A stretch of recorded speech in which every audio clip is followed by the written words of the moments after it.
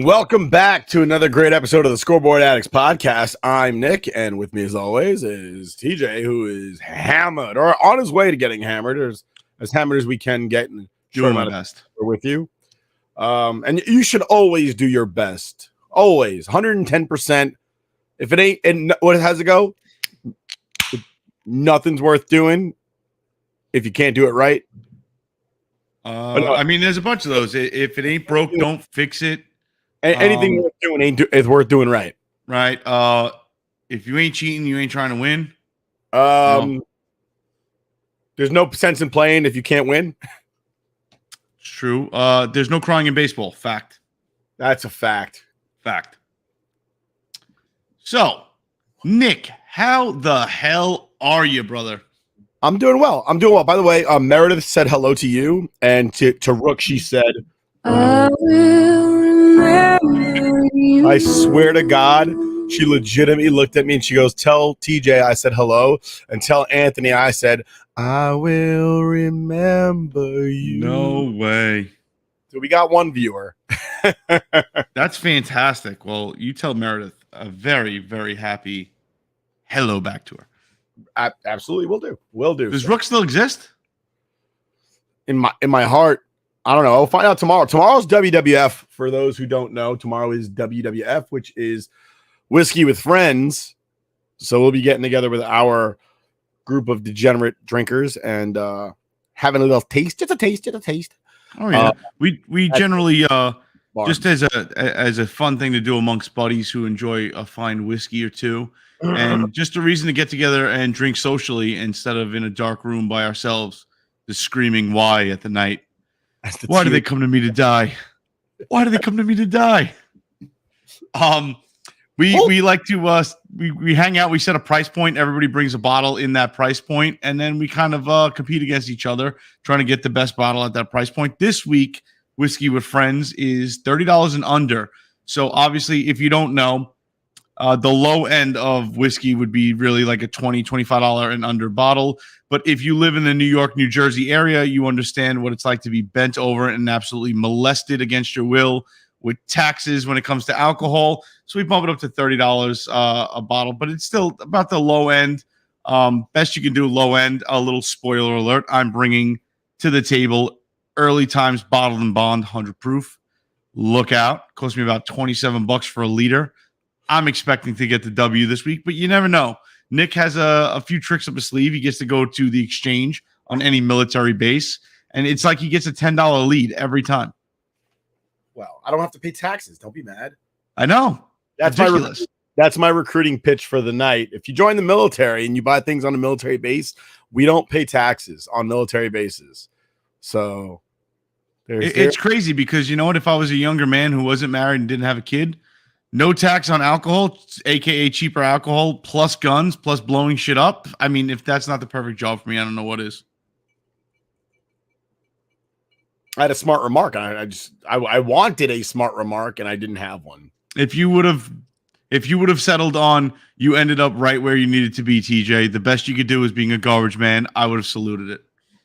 I helped you out there. I feel like that sounds like an insult, and that's not. It's a sweet ass job. My brother did that job for 20-something years, just retired. It is a sweet ass job. Still, you could retiring. Congratulations, Dave, retiring after I think he did 22 years in sanitation. Awesome, dude. And now he's on active duty in the military. He's doing a state active duty mission in New York. So is he? He's active again? Yeah, I mean, right. He's working in East New York right now, which is about the same as doing sanitation. But you know, it's he's getting his retirement and he's getting his military check too. Well, he's a gentleman and a scholar, and the fact that he hooked us up with Hootie and the Blowfish tickets last minute was dope as fuck. Those tickets cost like $9 a piece too. Second, Hootie had been back in the Garden since the 90s. Seriously, dude. Imagine it's like, hey, what did you do this weekend? Oh, I saw Hootie. It's like, what are you talking about? It's like, exactly. You didn't even know they were back. Hootie and Bare Naked Ladies. Yes, we got there a little late for Bare Naked Ladies, but life goes on. Oh yeah. And Darius sang Wagon Wheel. Yeah. He did. Good times. Epic times.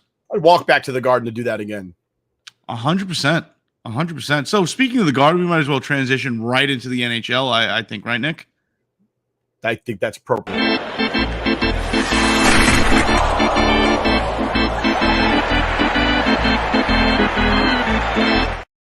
As we talk about the NHL, the new schedule came out for the Winter Classic.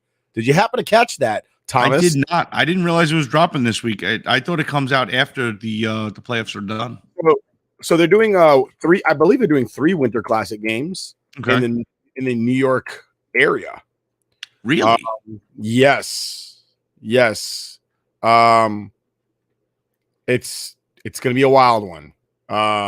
It just came out the other day, and it's looking like, and I gotta find it. I want to make sure I said it. They're saying possibly MetLife. Wow.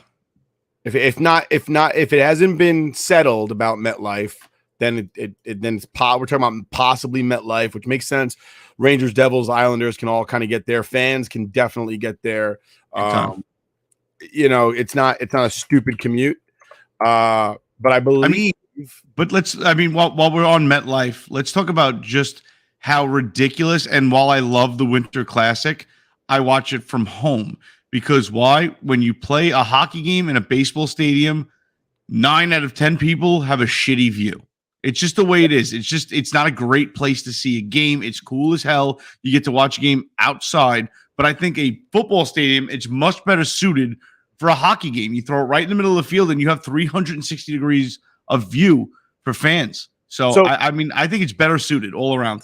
I misspoke when I said it was a Winter Classic. It's not the Winter Classic. They're calling it the Stadium Series. Sweet. And one contest will be the New York Rangers taking on the New York Islanders, with the Islanders as the home team. Islanders fans are pretty upset about it, considering they live out in Long Island and they have to travel out west to go see the game. I saw them talking about, I don't know, their tears are worth nothing to me.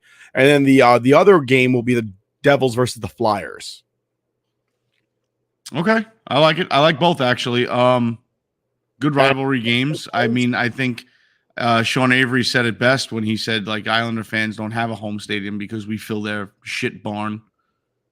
8 out of 10 people. So the Islanders, you could have it in somebody's backyard, and the Ranger fans would still travel better. So that's just what you get with a classy, better team. Well, the Rangers are 4-0 in outdoor games. So Mystery Alaska can suck it. It was a movie. It was fake. That game doesn't count. It's true. I like that movie, though. TJ hates that movie. I like that movie. Not a fan of that movie. He just doesn't believe that what's his face, that Maximus can skate. Yeah, it's not even that. It's not a good hockey movie. Give me Slapshot. Give me The Mighty Ducks. Give me Youngblood. Give me Miracle. Dude. Slapshot was funny like 40 years ago when, like, if you said ass, they were like, ooh, that's scandalous. Now it's not funny. They were like, Slapshot is still better than lesbian. Mystery Alaska. He called his wife a lesbian. Oh my God. Scandalous. 2023. In 1999, that movie wasn't funny. Somebody's going to assault you for saying these things. Just letting you know. It's like my dad laughing at Boob Tube and freaking Kentucky Fried Movie. Those movies aren't funny either. Like, they're really funny if you're on like acid or pot or like crack. They're hilarious. But like, if you're a sober person or relatively sober person, like, it's not funny. Not in 1999. Not in 2023. I mean, well, I would like to refute that even more. How much like credence do you give to Mel Brooks, where his movies are still fucking amazing? Bro, you know what? You're right. They were ahead of their time, and now they're like, dude, imagine, like, I guarantee you, if you threw on Blazing Saddles, right, in an auditorium at a college, they'd try to cancel Mel Brooks, and he's like, guys, I'm crawling into my coffin right now. Kiss my ass. 7 years old. Can't cancel me. He just dropped the History of the World Part 2. We only had to wait 40 years for it. But we digress. Stadium Series taking place. Hockey's going on. Rangers need a coach. Playoffs are still going. Talk to me about it, TJ. Yeah, so playoffs are still going. Carolina Hurricanes got absolutely swept. I saw it coming. Not that I don't think they're a good team. I did think they're a good team. It's just they were not up to par with the Florida Panthers. It just, once the Florida Panthers beat the Boston Bruins, they were just destined to go to the finals. They're a powerhouse team, dude. They're playing playoff hockey the right way. They're doing all the right things. It's absolutely a spectacle to see. I mean, I think if the Rangers got past the Devils, the Rangers had a shot at beating Carolina. But even me being a biased fan, I don't know if the Rangers had the firepower. I don't think they had the firepower to take on the Panthers right now because they're just phenomenal. So Carolina outmatched, outplayed. We did rib their fans a little bit on Twitter, and they were talking a lot of shit for a team that just got swept. So, I mean, they just snuck back into their, hills of Carolina and hills have eyes and whatever they do, kiss their cousins. I don't know, whatever. Carolina have hills? Oh, yeah. I know North Carolina has the Sand Hills where I play golf. Now I'm familiar with them having stab me. I'm familiar with them having like tobacco-ridden roads. That sounds good too. Whiskey, tobacco, golf. Let's do it.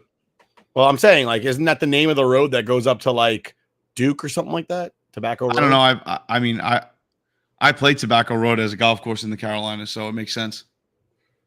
I'm pretty sure that's the name of the road that goes to Duke.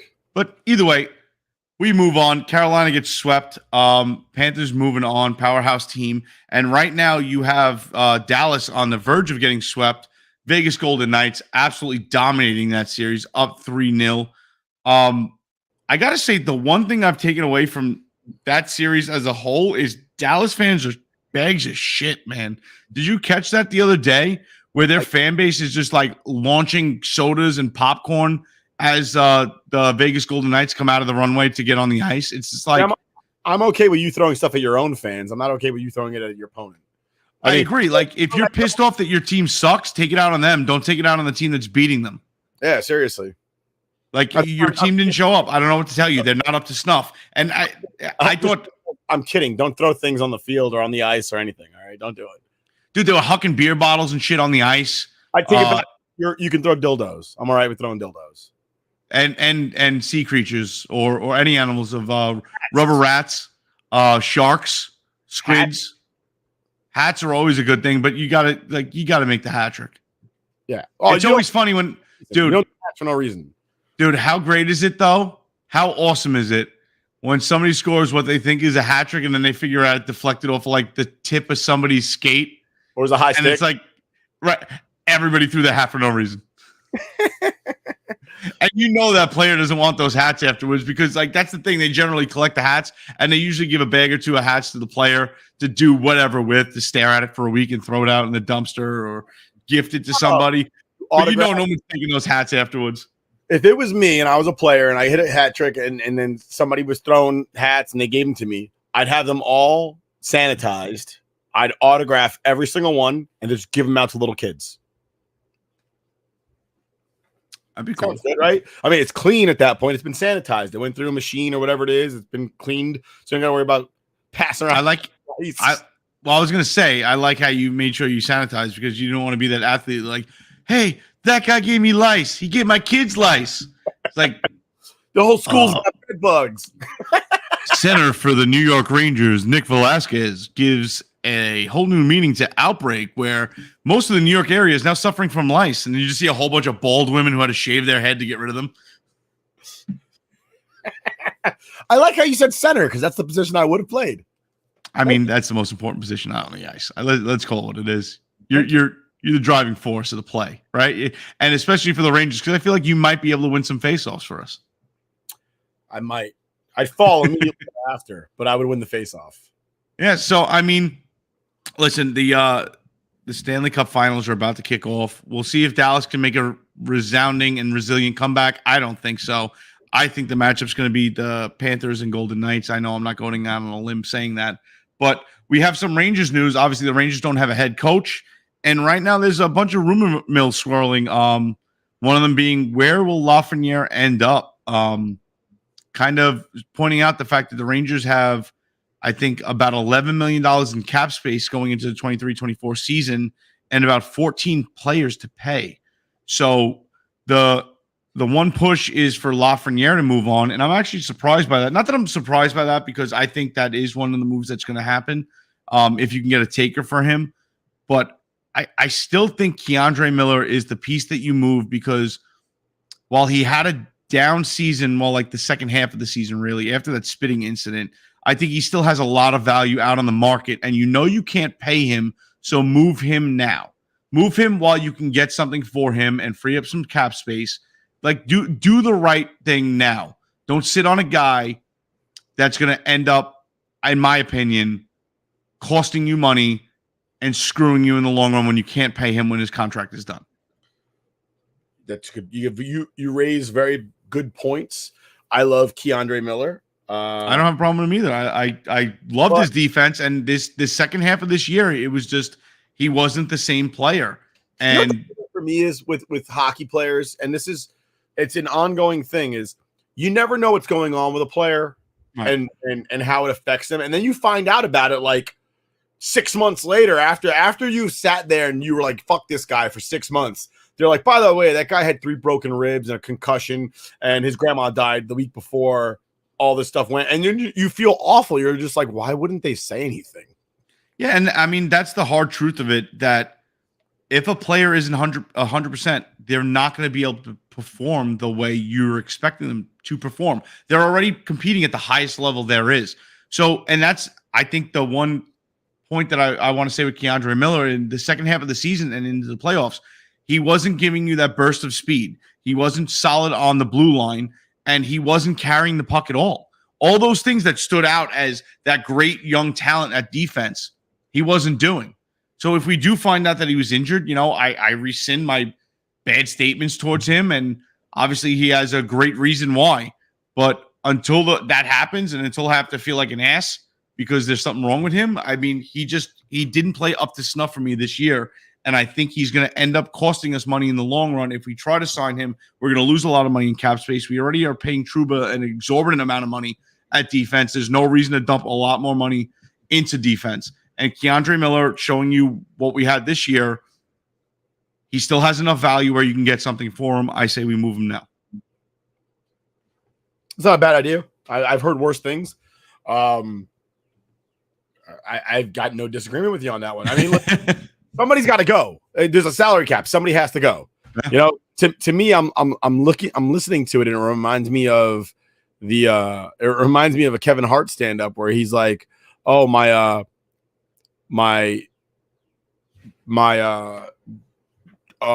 daughter was playing with her friends, and they were playing on top of the bunk bed, and then they were pretending the bunk bed is a castle, and then one girl got thrown off the bunk bed, and he goes, we had to run to the castle, but there was only enough room for 4, and she was the 5th one, so somebody had to go." And that's basically the salary cap situation. Basically, when you have a hockey team or a football team or a basketball team, there's only spaces for 4 little girls in that bunk bed, and somebody's got to go. And they drew straws, and she lost, and you kick her off the damn island, and that's it. Goodbye. Yeah. Make it pretty much. Listen, you got to go with your best, and you got to go with what you think moving forward is the smartest decision for your franchise. So we're playing NHL, and we've turned off the salary cap. What do you do? If we're playing NHL and we turned off the salary cap? Playing NHL 24, and we turned off the salary cap. What do you do? Fun? I just made it fun, didn't I? Do you force trade? Right out the gate. Right out the gate. You do whatever you can to get McDavid, right? Well, let's say you're not making trades. You're just talking about you're signing free agents. So who of the Rangers free agents, you don't have a salary cap, who do you keep? Do you keep Tarasenko? Do you keep Kane? Who do you keep? Kane goes unless he's willing to take a solid salary cap cut. A solid cut, and he's not going to. He's probably going to, even at a discount, you're looking at about $3 million on this guy. And I don't think he's worth it. Tarasenko stays, 100%. Tarasenko stays. I like Tarasenko. Yes. I think, and it kills me because, like, I like. It's not that I dislike Jimmy Vesey, but the fact that we gave him a 2-year contract, and he was just like there. That's all he was this year. He was just there. I don't know what they saw in him that he was playing for nobody. He was about to be playing in like the OHL or the KHL or something like that. And we signed him for a 2-year contract. Just give him a year. Like, I understand, like, oh, what happens if he has a breakout seat. It's not going to happen. It wasn't going to happen. The writing was on the wall. He moved around. He went from the Rangers. Then he played with the Devils for a little bit, comes back to the Rangers. I understand taking a flyer on somebody, but giving him that extra year is a waste because now the Rangers are going to play him regardless. You got to make room for Ottman because Ottman's coming up next year. He has to come up next year. If he's not there with like the statement from the Rangers saying that like, no, he's 100% on the roster for the season. Like he's made his NHL entry. Like this is his NHL entry contract. Like he's an NHL player. That's it. Like if they don't come out and say that going into the next season, like you just riot because how many more years of 50 plus goals in the OHL, right? The Ontario Hockey League. How much does he have to light the lamp before you realize like, hey, guess what? How many players have lit the lamp down there and then never gotten to the point where they can develop into a pro? You have to get them onto the NHL rink. You got to get them playing against the highest caliber of talent there is to see if they're worth, the price on their head. And Ottman is supposed to be like, I don't want to say our Jack Hughes, but maybe even better than Jack Hughes. The kid lights the lamp left and right. You got to play him. If he's not up next year and they give some bullshit reason as there's not enough room for him, I'm going to flip the fuck out. Okay, we have a comment from somebody that I thought he was dead, but he's back. Anthony says GW University changed their team name from Colonials to Revolutionaries because Colonials is quote unquote offensive. What are your thoughts? Colonial means that you live in a colony. That colony was founded by Britain, not the United States. So if it's offensive for anybody, it would be offensive to Britain, who colonized these states, not necessarily America colonizing anything. So I don't understand how it's offensive for anybody in America to feel badly about, because I think it's the typical bullshit woke liberal agenda of the colonizers are just automatically racist because they had slaves and like you understand, like anybody at a certain point has to realize a different time period doesn't lend themselves to the same thought process. And while it was common practice back then, and I agree, it doesn't make it right. You don't get to sit there and be like, oh, those people were the worst people in the world, because guess what? If you were fucking there at the same time period, you would not be worried about anything on that plane of existence. None, like not even a little bit. On top of the fact that if you want to focus on the negative things that on anything in life, you'll always find a reason to dislike something. You know what I mean? Like let's avoid the fact that, without colonization, we wouldn't know half the planet existed, right? We wouldn't be here. Shit would be different. Like, no, let's look to the negative things. Like, it's funny. My dad said something about that. He goes, it's because the Army, for those who don't know, has gone through a lot of changes right now. They're changing the name of a lot of our forts, spending hundreds of millions of dollars of taxpayers' money to change the name of forts that nobody knew were named after Confederate generals. So Fort Lee obviously was named by Robert E. Lee, who prior to being the commanding general of the Confederate Army was actually a Union soldier who won a lot of battles for us. Regardless, there are a lot of bases named after Confederate generals, and understandably so. They did that because the North pretty much went into the South, destroyed the entire South, and it'd be kind of offensive to go to somebody's neighborhood, destroy their neighborhood, and then name it after the guy that ran the place down. I don't imagine there'd be too much civility if you named something after the guy who ruined your neighborhood and burned your house down. So they named it after your uncle. They named it after their heroes, which made sense at the time. Up to that point, I didn't know that half these bases were named after anybody. Like Fort Hood, I just thought it was called Hood because it was ghetto as shit. So they've decided to name the bases after other people, and Fort Hood is now Fort Cavazos. And my father was like, "Well, who's that?" And I'm like, "He's the first Mexican American general." Which, thank you. We understand that Mexicans live in Texas. We appreciate your placation as minorities. But point being, he goes, so how long until we find out that guy was racist and we have to change the name of the fort again? He's like, why wouldn't they just name it like Fort Honor or Fort Integrity or something like that? It's like something that you can't find a problem with. And I was like, you got a damn good point about that. Like, how long until we find out that the new people they name things after were horrible human beings in 80 years? How long until we judge these people for being horrible people because, I don't know, they wore the color green, and in 80 years, the color green is offensive. We're already there. We're already there, bro. Well, no, I'm just saying is with those people. Rook said a group of white people got together and thought colonials is offensive to people who aren't us. Let's make it right. White guilt. That's it. I'm not white. I can't speak on that. I've never experienced white guilt in my life because I mean, I've never been handed anything in my life. So I all this white guilt about being I guess having favoritism in your life, I would love to see it, but I mean, I picked up garbage my entire fucking life to make a living. I've had a job since I'm a teenager. Both my parents worked my entire life. My grandmother raised us when my parents were both at their jobs. I mean, if that's not your typical hardworking, lower middle class to middle class family, I don't know what is. So if that's privilege and I'm supposed to feel guilty about hard work and the American dream and ethics, I got two words for you. The only time I felt guilty is one time I destroyed my dad in Monopoly. And did you get Boardwalk? He had no money, and I just felt awful. Just awful. So you were the one keeping the brown man down. I guess so. I mean, although I'm darker than he is, let's be honest. While we're in the garden, let's stay in the garden right quick. And we move on to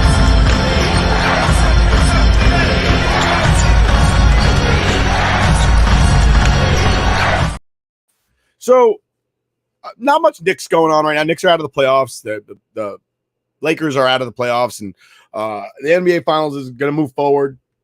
But I did want to talk about something. Carmelo Anthony is officially going into retirement. Mm-hmm. And there's a little conversation about should his number go into the rafters at Madison Square Garden and or over at the Nuggets place. I don't know where they play because Lord knows all these basketball arenas are named after like Maxi Tampon Stadium and shit like that. I don't know. I think they at the Pepsi Arena or something like that. I don't know where they play. Where do the Avalanche play? They play at the same place the Avalanche do. Yeah, I don't know. But West Coast, who cares? It was an interesting conversation, and I thought to myself, well, what is the requisite for me? You know, we're not obviously there's a different requisite for every fan, but in your estimation, in my estimation, what would be the requisite to get somebody like Carmelo Anthony's jersey into the rafters to be honored for all time by all fans and all future players? I would say we don't have to relegate ourselves to basketball. This can go to any sport. I would say your impact as a player in that city, what you meant to that city on and off the rink, field, arena, floor, whatever. I would also say your accolades with that team, I think would be just, you know, a little more proof positive that your name deserves to be in the rafters. Carmelo Anthony, while he was a great Knick, he won't be remembered as a Knick. I think he's going, if you're going to retire his jersey, it's going to be the Nuggets are going to do it. I think the one shining light to Carmelo Anthony was how, the tantrum he threw during the Linsanity shit. I think that's the one thing that sticks out in my brain. And just that prima donna attitude, all about me, the hell with the team. Like that I think irritated me the most. I think there was a lot of that going on though in the Knicks. You had Stoudemire punching his hand to shit, you know, off what was it, the fire extinguisher case and stuff like that. Then Carmelo comes in and it's supposed to be the Carmelo show. And then all of a sudden Jeremy Lin hits the floor and it's not the Carmelo show anymore. And there's an issue in the locker room. I don't know, dude. Nothing about his time here screams put his number in the rafters. Yeah, I agree with you. To me, if you're going to get into the rafters or get your number retired by any franchise, I don't think winning a World Series, a NBA Finals, a Super Bowl, I don't think that's a prerequisite. I really don't. There are some franchises that never win a championship. It's the fact of the matter, but the impact and influence that not only you have on the city or the team, but the game itself, because some players just transcend the game. A lot of people would sit there and say like Joe Namath doesn't belong in the Hall of Fame. Joe Namath was probably the first celebrity athlete. The first celebrity, like before Joe Namath, Mickey Mantle could go outside and nobody would bother him. They'd just be like, "Hey, Mick, how's it going?" Right. Babe Ruth used to go out all the time, and the only people that would follow him would be little kids. You know what I mean? Even guys like Wilt Chamberlain, they were easily, you could go out, you could do things. You know, it was nice to see him, but really guys like Andre the Giant and Joe Namath were the first people that people freaked out about, where hordes of people would follow them. Right. And it was like a weird thing. And that was it. At the time, it was weird. So I think that to get your number retired, and the Yankees are the biggest culprits, you really have to change the game or mean something to the game where now somebody who doesn't watch the game knows who you are. You know, I don't think that's a question mark about Derek Jeter. Everybody knows who Derek Jeter is. If you're from New York, you know Derek Jeter. But if you're from New York, you may or may not know Andy Pettitte. Right. If you're a Yankee fan, you know who Andy Pettitte is. But if you're a Mets fan or you're not a baseball fan, you probably have no idea who Andy Pettitte is, or Paul O'Neill for that matter. You might know who Mariano Rivera is, but Mariano Rivera changed the game. Right. You know, as far as I would say you definitely know who Mariano Rivera is. I think Mariano Rivera is like, he's definitely at the Nolan Ryan standard of name recognition throughout the league. Well, the name recognition, yes, but if you saw him in the street, if you don't watch the sport, you have no idea who he is. True. If somebody was like, "Who is that?" You'd be like, Mariano Rivera. They'd be like, "Oh, okay, right on." The street name after that guy. But you see Derek Jeter, you know that's Derek Jeter. Like, oh shit, Sure. That's Derek Jeter over there. You know, he's on Saturday Night Live, so he gets number retired. Clyde Frazier is such a huge part of New York Knicks history. He gets his number retired. Patrick Ewing, he's such a huge part of New York Knicks history. He gets it. Again, no championships. But if I had to sit there and tell you, hey, TJ, name me a Knick off the top of your head, who's arguably the first person you're going to say? Oh, it's going to be Patrick Ewing. Right? I would even say that somebody like John Starks deserves to have his number up in the rafters before Carmelo Anthony. Yeah, but see, is that the franchise? I was going to say the John Starks, is that the like NBA Jam kind of conundrum right there? Because you're picking John Starks to play. It is. Right? But John Starks playing or John Starks, my affinity for John Starks, again, is what he meant to the franchise at the time. Yes. Whereas Carmelo Anthony doesn't have that moment. He doesn't have that. Like, he was an all-star, very talented player. But Carmelo Anthony deserves his number as retired as much as Amari Stoudemire does. As much as Larry Johnson does. You know, and Larry Johnson deserves his number retired with the Hornets. Absolutely. But not with the Knicks. Like, he played with the Knicks, but it's just he's not known for playing with the Knicks. Right. It's kind of like, he played for the Knicks, but that's not what you know about him. It's kind of like Gretzky playing with the Rangers. Like, he played with the Rangers, yes, but I don't know him from the Rangers. Well, no, 100%. But I don't know him from the Rangers. That's the argument I was going to give. Can Gretzky be, retired by the LA Kings, right? And his jersey hung in their rafters?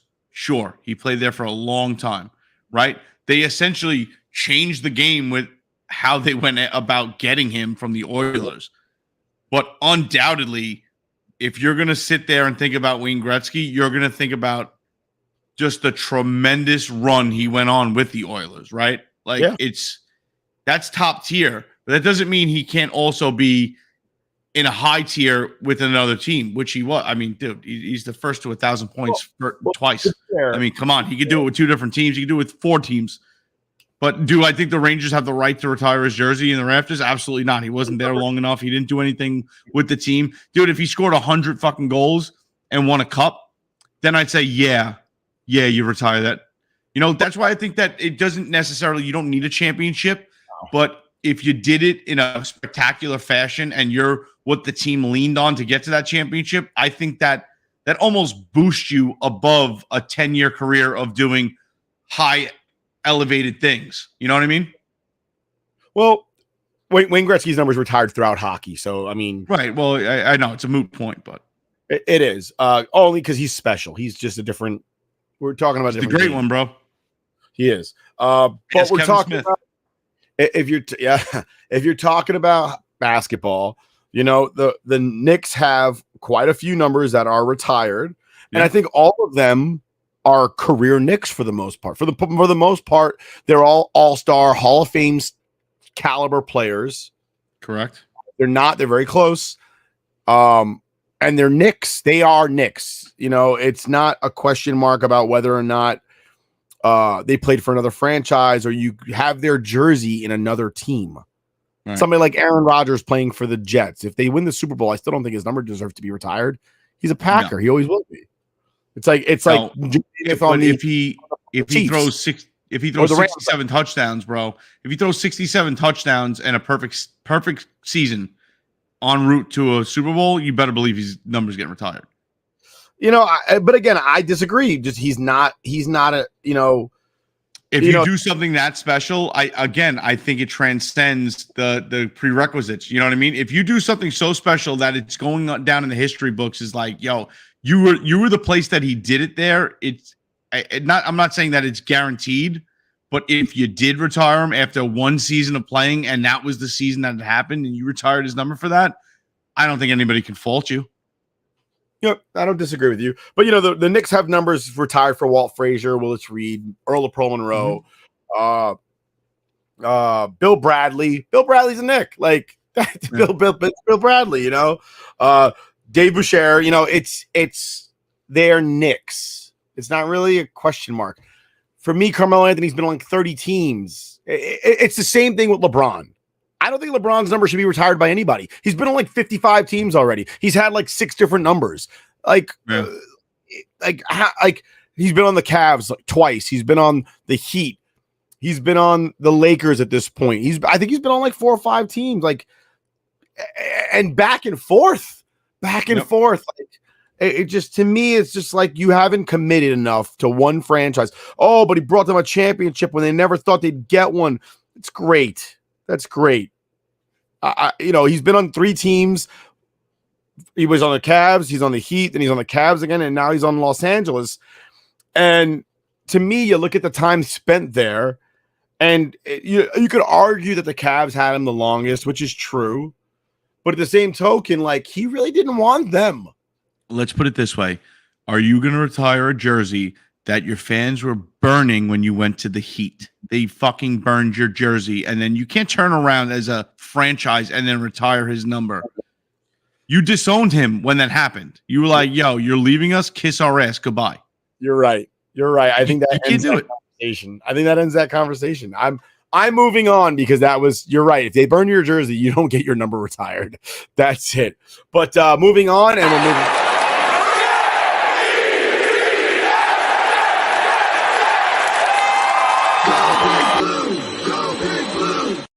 I love the graphic, but that Go Big Blue thing is such a fraud because it's not even fans saying it.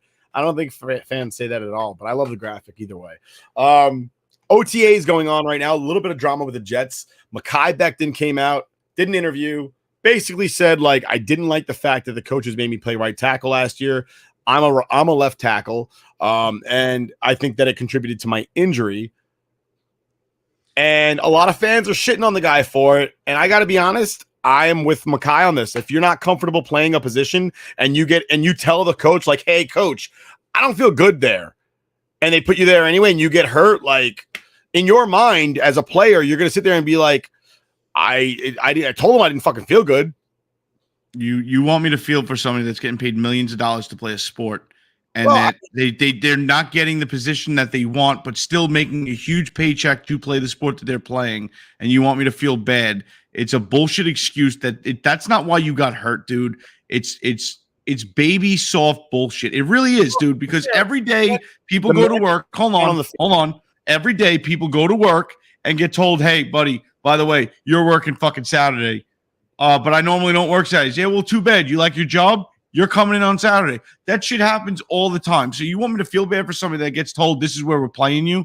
You're getting paid to be on that team. That team can put you wherever they want. If they tell you that you're going to fucking punt tomorrow, you're punting, bitch. You're not looking at it the right way. So here's my question for you, right? If you want to be, do you take pride in what you do? And anything.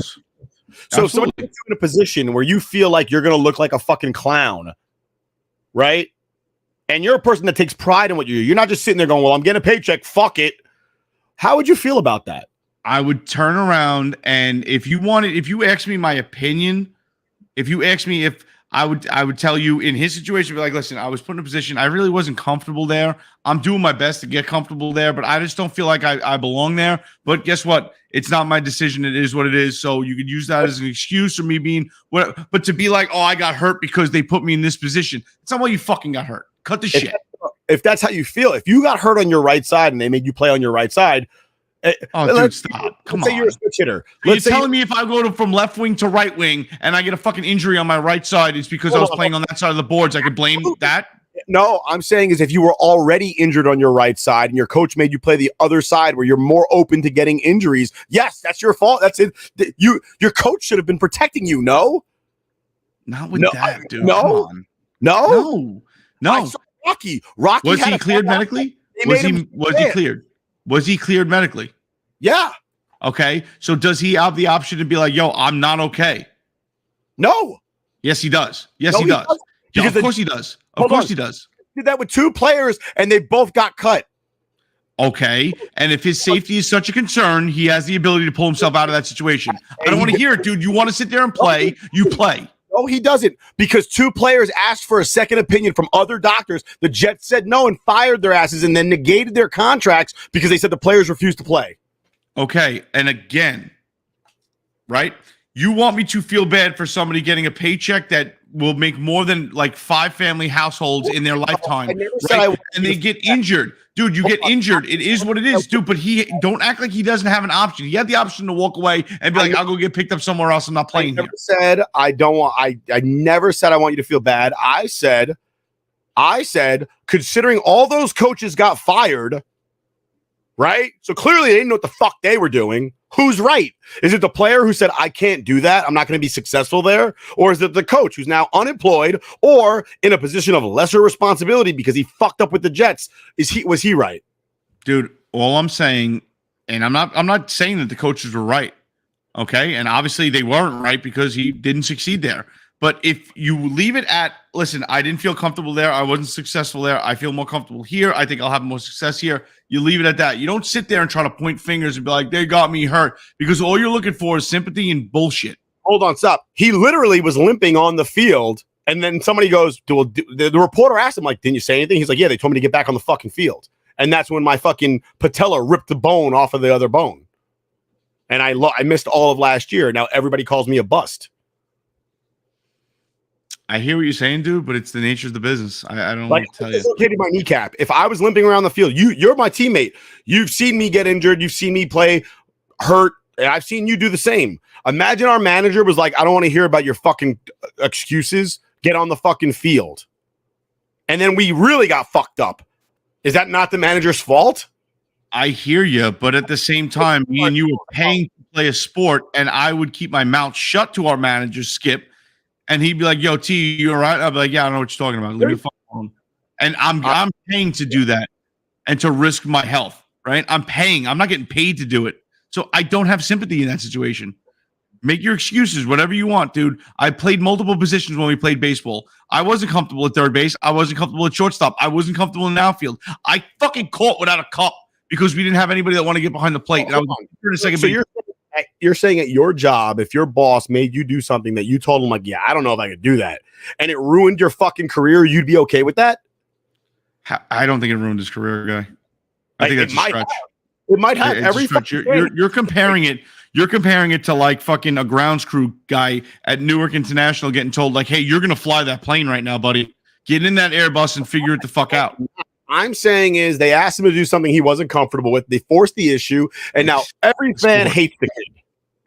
I wouldn't say every fan hates him, but keep that attitude of, oh, you did this to me, to yourself. Nobody wants to hear it. Oh, every fan, especially fucking Jets fans, are disgusting. They make a hot take on Twitter. They call somebody a bust. And then every day after, they have to pray that he's a bust because now there's a record of them having a bad take. So I understand that. Like, fuck that guy. He's still trash forever. They'll boo Zach Wilson and Mekhi Becton until they die because there's a record of them saying he wasn't. No, I know. Good. And I know. And I'm not part of that bandwagon. I'm not into that. I know you're not. but I just don't like excuses, especially when I'm sorry, I don't feel bad for any professional athlete getting paid to play especially when a position's involved. If you're, I mean, I would understand if you're getting told you're going from offense to defense, that's a huge change. But talk about moving from another side of the field. Fucking, what was it? A couple years ago, the Giants with Flowers. I can't play this side. Shut the fuck up, dude. You can't move right. You could only move left. That's the biggest bitch excuse I've ever heard in my life. So ask anybody that played offensive line. They'll tell you it's not the same thing. You're going to tell me that you're at the highest level and you can't learn to do what you do to the left side, to the right side. It's bullshit. Playing third base and playing first base are the same thing. It's totally different. It's not. It's the same. What difference does it make? If a left-handed person gets up and takes a fucking swing at you, you're dead at first base, just like you'd be dead at the hot corner. Okay. Right? I would say because statistically, 80% of the league is right-handed. I wouldn't go that far. It's 80%, 70, but it's a big number. 70. It's a big number. It's a big number. Right. But what difference does it make? You still got to catch the ball. It only takes one to take your eye out. We both know that first base is considerably easier than third base. Tell that to a first baseman. Tell that to Jason Giambi, who wasn't good at playing first base. I mean, sucks for him. You're not giving enough credit to playing offensive line. I understand I'm not giving it enough credit, and I'm not sitting here saying I could do it because I couldn't. But difference. So you're the right guard. He's the right tackle. There's a fat guy in front of you. Block him. That's what you're saying right now. It's different. It's not the same. I don't play those positions. To me, when the game is moving, right? When the game is moving north to south and you're bitching about left and right, there's not much of an excuse. All right. I mean, fine. Then playing defense in hockey is the same as playing right wing and playing right defense is the same shit. You're skating, right? You're skating, right? You both get the puck. You still got to pass it around. That's two different sides. You just don't take as many shots. What difference does it make?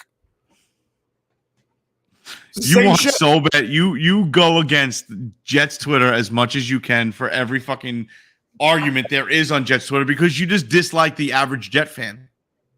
They're fucking miserable fucks, and they think that no shit, and they have every right to be miserable fucks.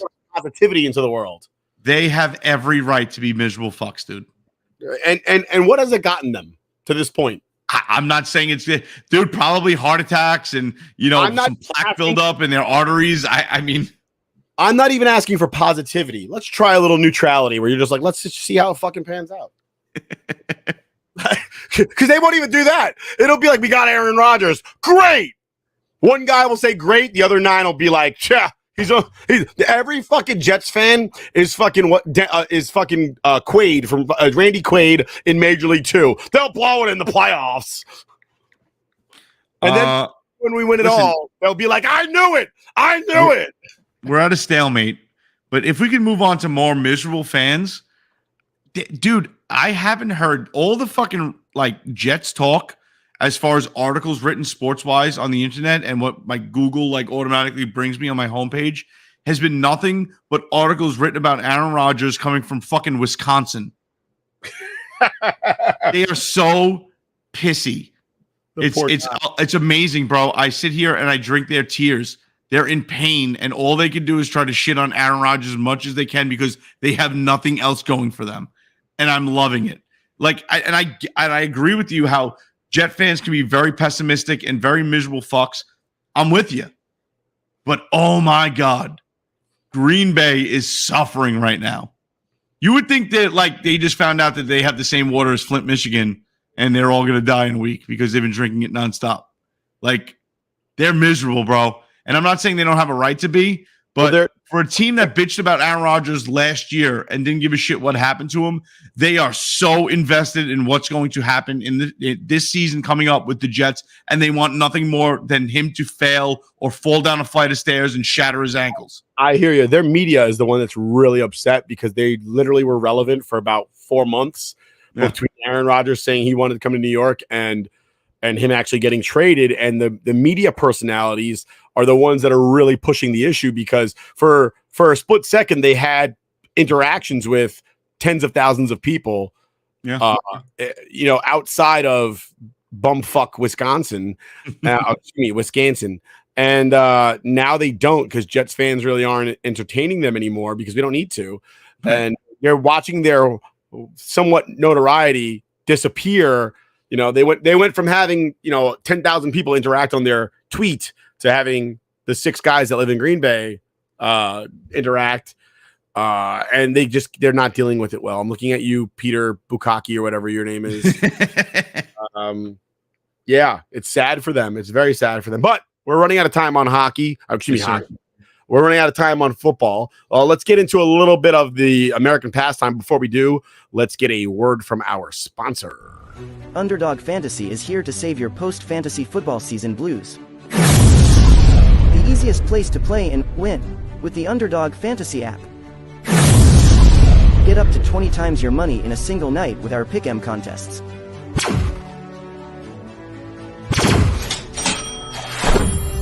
Grab some insurance when setting your picks and win even when one pick fails. Go online now and use the promo code Scoreboard to double your deposit up to $100. Sit Gingerbread, good girl. Sit Gingerbread. The Yankees are actually doing a little bit better. 7-3 in their last 10. They're now 6.5 games behind first place Tampa Bay Rays, who got mollywopped the other night against the Toronto Blue Jays 20-1. Yankees are 6.5 back. They're playing the Orioles tonight, 0-0 here in the 4th inning. Aaron Boone has already been tossed from this game. The Yankees got rid of Aaron Hicks. Your thoughts real quick. Love it. About damn time, because he should have been gone last year. Absolutely. Agreed. They're also talking about bringing back Josh Donaldson from his rehab assignment. No, thanks. Yep, right. Get rid of him too.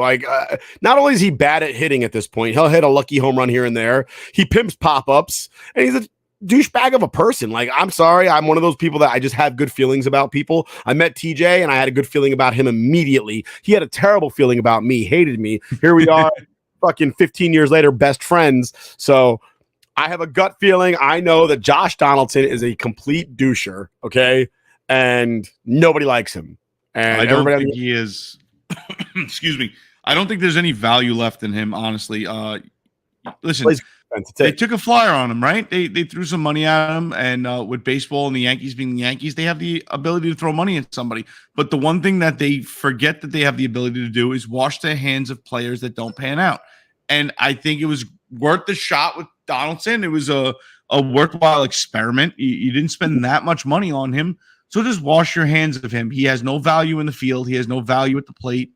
He has no value in the locker room, honestly. That's it. I agree. We should have kept Gio Urshela. I agree 100%. What kills me with that entire process was it was a situation where they were saying, well, we have to get rid of Sanchez. Sanchez made like $750,000. You could have just gotten rid of him, released him. That said, Gary Sanchez is now with the New York Mets. Mets making a little headlines yesterday. An anonymous Met complaining about Marcus Stroman, who threw a heck of a game yesterday, but in true Stroman fashion, decided to show up his opponent by basically taunting them after the 8th inning. When he came out of the game, he turned around, had words for the Mets dugout. I don't know what he said, but of course, being an asshole that he is, decided to speak out of the side of his face and show his ass to the world. And a Mets player said, show a little class in that situation. It's not about you. Yeah. The only thing I didn't like about that was the anonymity that came along with that comment. So, T, where do you draw the line between taunting and celebrating? Well, I think first and foremost, you have to keep it anonymous because, Stroman will get you fired and call you a racist. He's done that multiple times. He got a WFAN, I think he was a producer, fired for shit that he said on Twitter because, it's very easy to apparently be offended by things that, if you're getting called a piece of shit and you suck and then you go back in their Twitter timeline and you can convolute something into racist, and then get somebody fired. So, yeah, I would keep it anonymous. Why the hell not? Because Stroman's a baby back bitch about things and will go out of his way to try to screw your life up because he's a dick. He is. What bothers me about showing your opponent up, right, especially when you're a pitcher, is the only people that are going to pay for it is your teammates. You will not have to answer the call. You will not have to answer the bell like in hockey. You will never have to, you know what I mean? Barring somebody saying, screw it, I'm going to run out to the mound. And in reality, you maybe get a punch out and it's going to be just a flail because the catcher's on you and the first baseman's on you right away when everybody knows that team should really just stand back for like 2 seconds and be like, all right now. and then get in there. But it's so shitty. It's just I don't like pitchers talking shit because they never answer for it. So here's my deal, right? I am never a proponent of throwing pitches at anybody. I am absolutely okay with if you feel disrespected in any sport. I'm okay with going hockey, dropping gloves, and punching that motherfucker in the face. Because if it was me and I played for the Mets and that motherfucker did that, I'd have jumped over the rail and I'd have punched him in his fucking face. He'd have never said a word again. Because the truth of the matter is, the reason that players sit there and talk shit during a game is because they know they're protected by the official. They know that the official will stop a fight. They know it. Yeah. They know that the worst is going to happen is a swing and a miss, and then a tackle to the ground. There'll be a little tussle on the ground. The official will break it up, and then they'll get thrown out of the game. It is what it is. They'll say, "Well, I wasn't doing anything.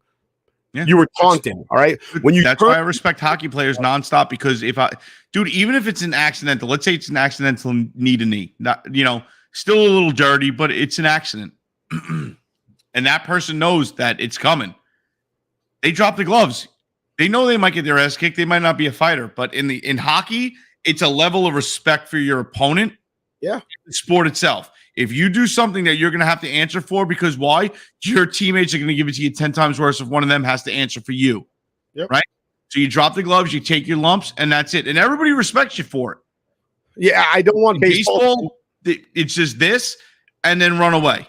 I don't want it to end up like hockey, like basketball and football, where you got guys like who's this jabroni that plays for the Giants, Kayvon Thibodeau, doing snow angels while quarterback next to him because he thinks it's cute. To me, that is taunting. That is not a celebration. A celebration is a physical showing of elation or joy. You're happy. So like Kirk Gibson pumping his fist around first base after he hit that home run, or Bernie Williams when he used to hit a home run, you kind of see the bat pop out of his hands in excitement. Right. That is celebration. Jose Bautista staring at the pitcher and throwing his bat away like, fuck you. That is a taunt. You're telling your opponent, fuck you. Right. And as a man, if you want to taunt me, that's fine. I'm going to punch you in the face. If I was the pitcher that Jose Bautista hit that home run off of, and then he looked at me and threw his bat away, he wouldn't have made it to first base. You wouldn't have to worry about Rougned Odor putting the paws on him a year later. I'd have beat the shit out of that guy. I'd be like, you're not going to fucking insult me. You're not going to tell me fuck you. You're not going to pull your dick out and wave it at me. That's not going to happen. Yeah, I agree. I'll beat the tar out of you. You're not going to walk straight for a year. Yeah. You're going to have a slur when you speak for the rest of your life. And I'll get with you, and it'll be worth it. I'll be that guy. I will be the Jeopardy answer to who made Jose Bautista lazy in one eye. Dude, I mean, I dislocate. It's the rule of man, right? I like to call it the campaign rule. Okay, if you ever see that movie, The Campaign with Will Ferrell. You get my son to call you daddy, turn the page, I fuck your wife. And with that, I think we end the show with that. I love that. We end the show with that. We'll catch you again next week. I'm Nick. That's TJ. You get my son to call you daddy, and I fuck your wife. From all of us here at Scoreboard Addicts. Have a good one.